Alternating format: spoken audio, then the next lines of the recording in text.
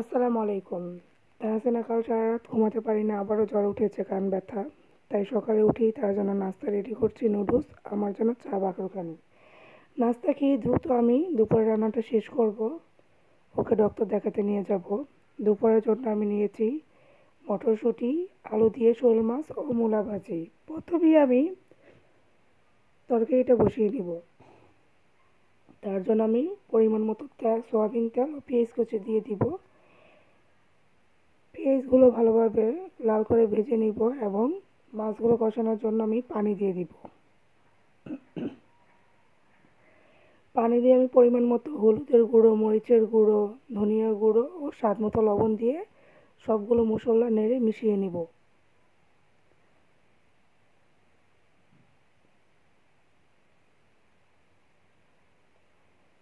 সব কিছু মিশিয়ে নেওয়ার পর বলক আসলে আমি ধুয়ে রাখা মাছগুলো দিয়ে মশলার সাথে কিছুক্ষণ কষিয়ে নিব। রান্নার মাঝেই তাহসিনা উঠে পড়েছে, উঠেই সে পেঁয়াজ খেতে চলে যাচ্ছে, একা একা জুতো পড়েছে। মাছগুলো কষানো হয়ে গেছে, মাছগুলো একটা প্লেটে উঠিয়ে সেমি মটর ও আলুগুলো দিয়ে দিব, দিয়া কষিয়ে নিব, ঢাকনা দিয়ে ঢেকে নিব। এদিকে তাহসিনাকে বাড়ি থেকে এনে আমি ওকে নাস্তা দিয়ে দিলাম। নাস্তা দিয়ে আমি চলে আসলাম, ঢাকনা উঠিয়ে টমেটো কুচি দিয়ে আবারও কিছুক্ষণ কষিয়ে নিব। কষিয়ে ঝোলের জন্য আমি পানি দিয়ে দিব, যেন এগুলো সিদ্ধ হয়ে যায়, মটরশুঁটি আলুগুলো সিদ্ধ হয়ে যায়।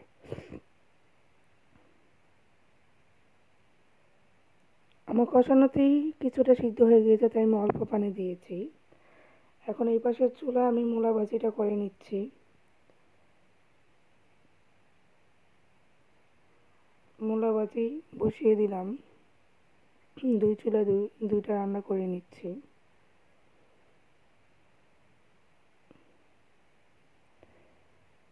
মেয়েটা অসুস্থ, কিছুদিন যাবৎ দুইটা ডক্টর দেখিয়েছি, কোনোভাবেই ভালো হচ্ছে না। ঠান্ডার কারণে ওকে নিয়ে যেতে পারছি না পপুলারে। ওকে সাধারণত মনিমুল হক স্যারকে দেখাই, সেই কারণে আমি দেখাতে পারছি না, প্রচুর ঠান্ডা। সবাই বলল যে এলাকার মধ্যেই ডাক্তার দেখাও, দেখিয়েছি দুইটা ডাক্তার, কোনো উন্নতি হচ্ছে না, কান ব্যথা জ্বর। তাই আজকে তাড়াতাড়ি রান্না করে সিরিয়াল দিয়ে রেখেছি, মনিমুল হক স্যারের কাছে নিয়ে যাব। সবাই মেয়েটার জন্য দোয়া করবেন। কিছুদিন যাবৎ জ্বর, আমার মেয়েটা খুবই কষ্ট পাচ্ছে, থেমে থেমে জ্বর ওঠে, একদিন ভালো আরেকদিন জ্বর। রান্নাটা আমার শেষের দিকে, রান্না শেষ হতে না হতেই তাহসিনার দাদি শুনেছে তাহসিনা সারা রাত ঘুমাতে পারেনি, অসুস্থ, তাই সকাল সকাল চলে আসছে। ঘর গুছিয়ে নিলাম, খালা এসে ঘরটা মুছে দিয়ে চলে গেল। দুপুরে খাওয়া দাওয়া শেষ করে রেস্ট নিয়ে আমরা চলে যাব হসপিটালে। তাহসিনা খুব খুশি, মনে করতেছে যে ওকে নিয়ে সে বাইরে বের হলে, সে যতই অসুস্থ থাকুক কিন্তু বাইরে বের হইলেই সে খুশি। চলে আসলাম ধানমন্ডি পপুলার, খুব জ্যাম ছিল। আমাদের সিরিয়ালটা খুব আগে ছিল, 1 নাম্বার, তাই আসার সাথে সাথে আমাদের চেম্বারে ঢুকতে দিয়েছে। স্যারকে সব খুলে এখন তার ওজন মাপবে, তাকে বলা হয়নি, সে এসেই ওজন মাপার জন্য মেশিন উঠে পড়েছে। স্যার সব হিস্টোরিগুলো শুনলো, শোনার পর টেস্ট দিয়েছে এবং কিছু মেডিসিন দিয়েছে। ওর বাবা টেস্ট করাবে, সেজন্য রিসিপ্ট কাটতেছে, টাকা জমা দিচ্ছে।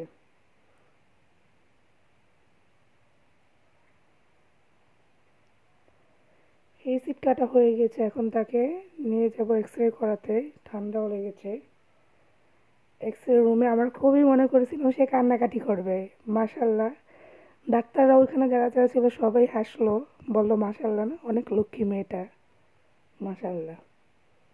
তাকে যেভাবে বলতেছি সেভাবেই সে দাঁড়াচ্ছে। আমার মেয়েটার জন্য সবাই দোয়া করবেন।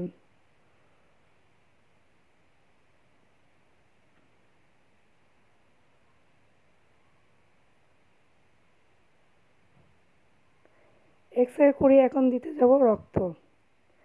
রক্ত দেওয়ার সময় আরেকজন ধরতে এসেছে, ওর বাবা বলতেছে ধইরেন না, কান্না করবে না। কিন্তু আমার মনে হচ্ছিল সে কান্না করবে, কিন্তু আলহামদুলিল্লাহ মেয়েটা কান্না করেনি।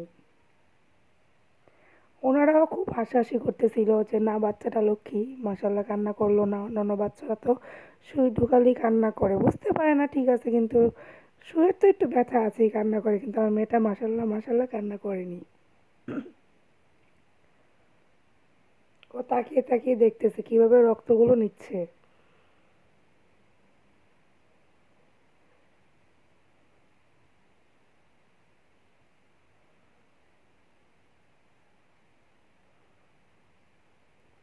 রক্ত দিয়ে 3টা পরীক্ষা করা হবে। রক্ত দেওয়া শেষ হলে আমাদের কাজ শেষ। আগামীকাল আমাদের রিপোর্ট নিতে হবে। চলে যাব মেয়েকে ডিম খাওয়াতে।